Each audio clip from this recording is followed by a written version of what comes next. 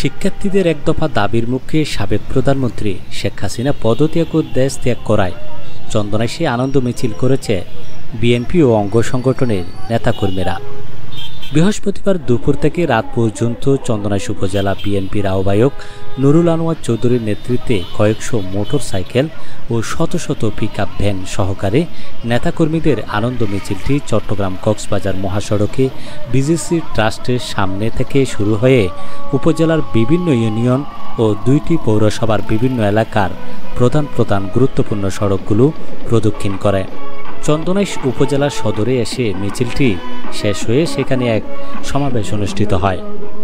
সমাবেশে সমাপনী বক্তব্য রাখেন চন্দনাইশ উপজেলা বিএনপির আহ্বায়ক ও সাবেক চেয়ারম্যান নুরুল আনোয়ার চৌধুরী। এতে উপস্থিত ছিলেন চন্দনাইশ উপজেলা বিএনপির সদস্য সচিব আকম Mozammel Haque,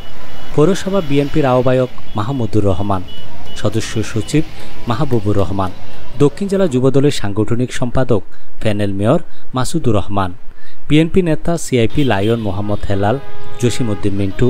শমসুদ্দিন member, advocate Selim, Mohammad Mohsin, Sirajul Mostafa, Nurul Huda Babar, Ainul Huda Babar, Abdur Rahman, master Jasim, Selim Uddin, দক্ষিণ জেলা যুবদলের সাংগঠনিক সম্পাদক আল মাহমুদ হিরু, দক্ষিণ জেলা যুবদল নেতা নুরুল কবির, চন্দনাইশ উপজেলা যুবদল নেতা নেসার উদ্দিন, চন্দনাইশ পৌরসভা যুবদল সদস্য সচিব শহীদুর রহমান, যুবদল নেতা সুমন, মাহফুজুর রহমান, মোশাররফ হোসেন, জয়নাল জাগির, সায়েম, সুমন, জয়নাল আবেদিন, আমিন, ছাত্রনেতা আব্দুল মান্নান রানা, রিয়াদ হোসেন সহ বিএনপি ও সহযোগী সংগঠনের অন্যান্য নেতৃবৃন্দ। বক্তারা সরকারি বেসরকারি অফিস, দোকানপাট ও বাড়িঘর ভাঙচুর সহ